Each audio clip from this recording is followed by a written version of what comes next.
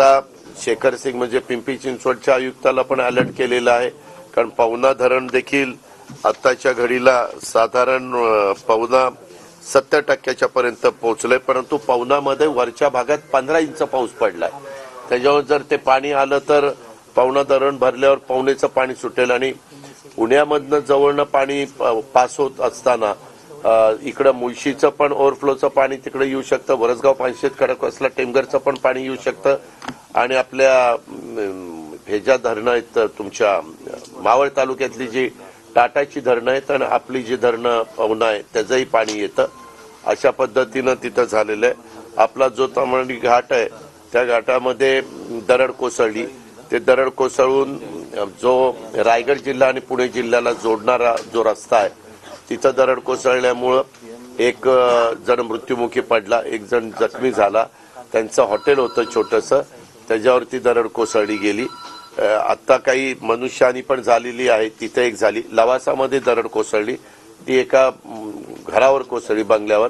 परंतु आत्ताची प्राथमिक माहिती अशी आहे की तिथं कुणी नव्हतं, तरी देखील आम्ही एक टीम तिथं पाठवलेली आहे. ती पोहोचल्यावर तिथली सगळी परिस्थिती वस्तुस्थिती कळेल.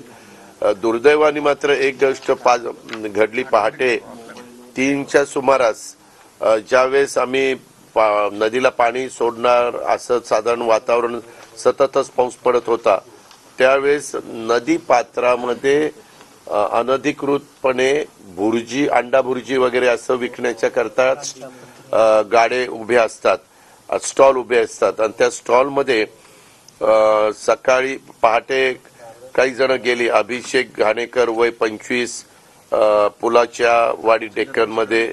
आकाश विनायक माने वय 21, राहणार पुलाची वाडी डेक्कन.